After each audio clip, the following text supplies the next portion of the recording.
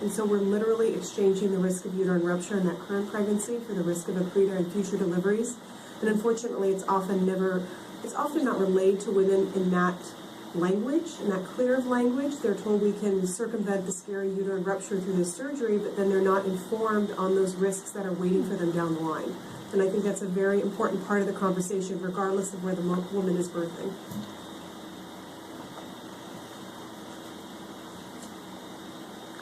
One thing that we could certainly add to the B section is signs and symptoms, or some other language around signs of uterine rupture, because they could happen during the pregnancy, and it would certainly be appropriate for us to transfer in that case.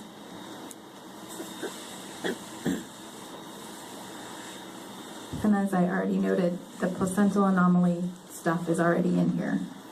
So anything that could be detected during the pregnancy is already here, related to risks associated with VBAC. Right.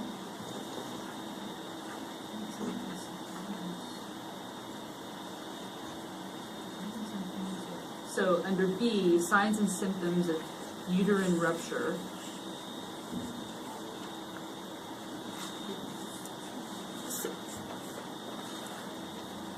Suspected, I mean, in whatever consistent language you would want to put it, but that idea could certainly be in there, in the B section. And Dr. McHugh, you had something, okay.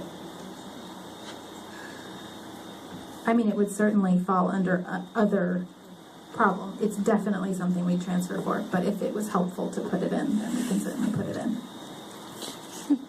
It doesn't have to be there, and we'll still do it.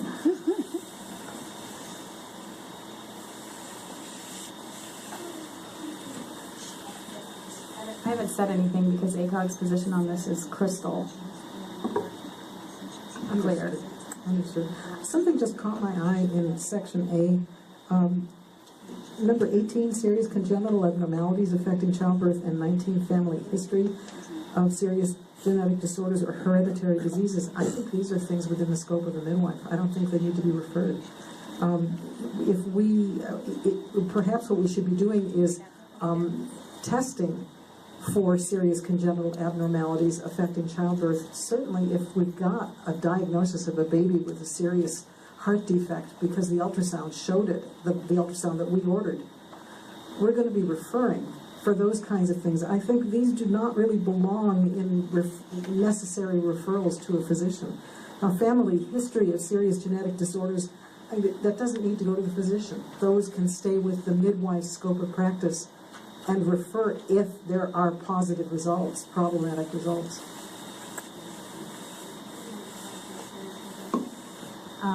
Abnormality of the mother. That's what I took it to mean. I wasn't sure which person it referred to. Right, but I mean, I think you could read that and go, oh, and one person's going to say think one thing, and another person's going to be thinking another. That's an easy one, thanks. Although 28 is other significant physical abnormality, which seems like it would address the issue of a congenital abnormality affecting childbirth if it was the maternal. What 28 are you on? 34. Oh, sorry, 34. If it is the mom that's being referred to in the previous one.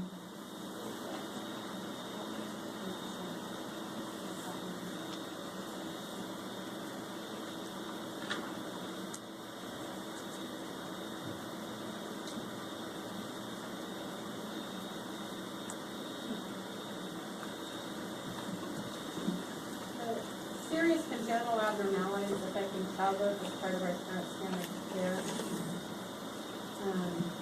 As is Karen, the family.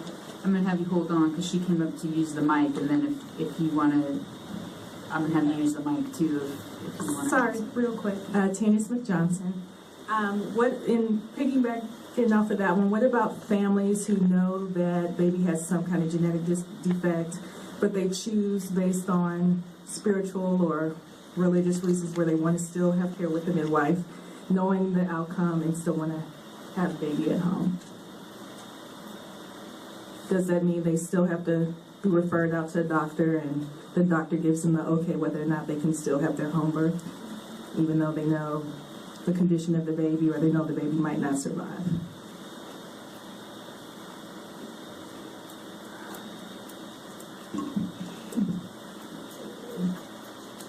That exception isn't specifically provided for in the statute, and I think it's something that it needs to be addressed in the regulation, and there may be something where the referral has to be made, but the client, in discussing the situation with the physician, there's an understanding reached that midwifery care is appropriate.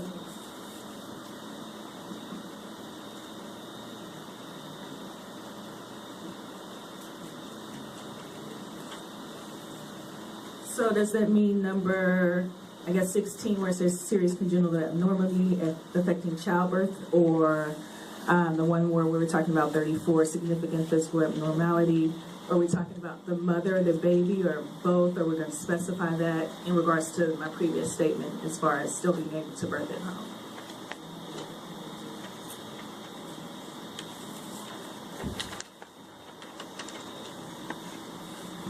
The way I read 28 is that that's specific to the mother.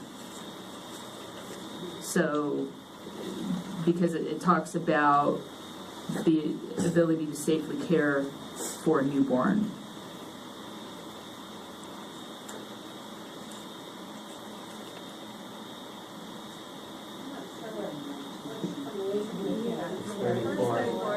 Right, so I'm sorry, you're probably looking at 34, the, Other significant physical abnormalities.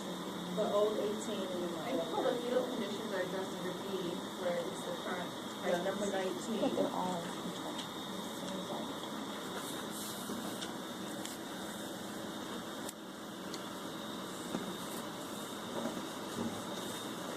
Yeah, then can we strike 16 completely?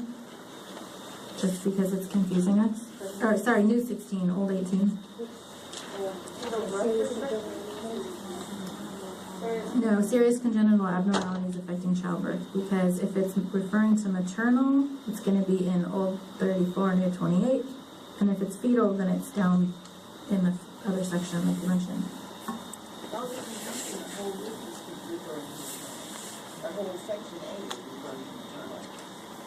Okay, then not confusing, just redundant? Because you have a significant physical abnormality listed in 34. Although Duplicative is, Or not, I mean, I don't think it's that important. Hi, I'm Julia McMillan. I'm a licensed midwife. your name again? Julia McMillan. Okay.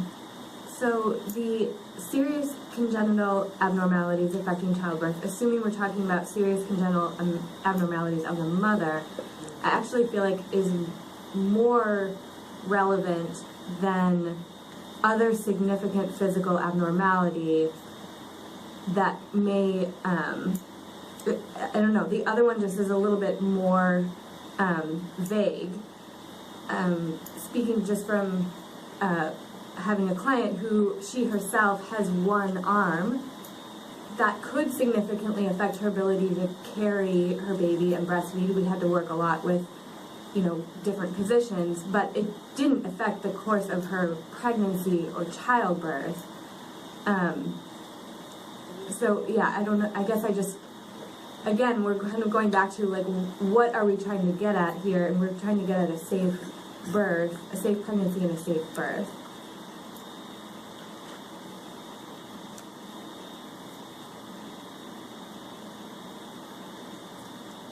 And then, of course, there's the blind clients and the deaf clients that we see. And, who gets to decide? That's the whole thing. It's kind of ambiguous. So I'm hearing that maybe the old 34 is too overbroad and unclear to be effectively included in this.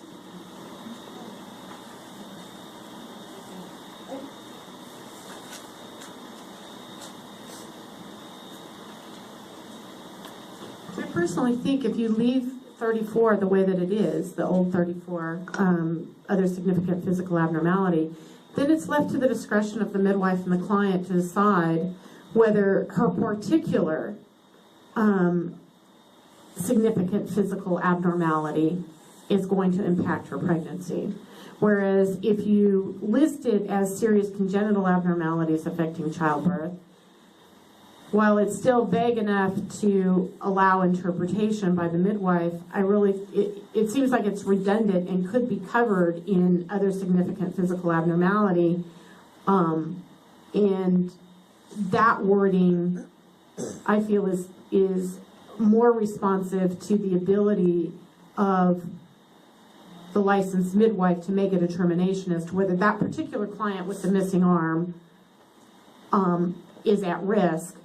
As opposed to maybe all that needs to happen is she needs some extra support at home with her midwife.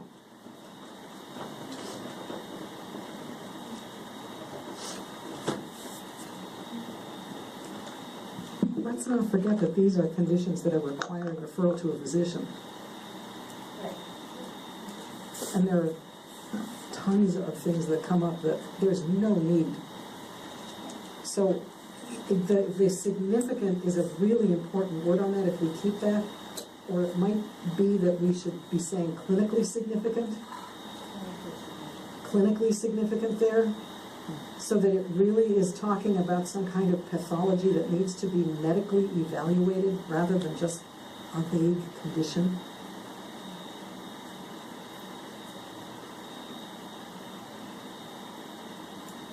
Does that change the meaning for you all if it says significant versus clinically significant?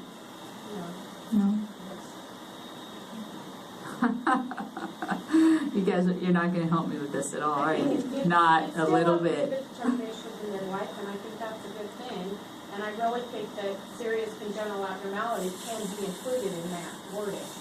That it's redundant to have number 15 left there. Or you could just add in the judgment of midwife at the end.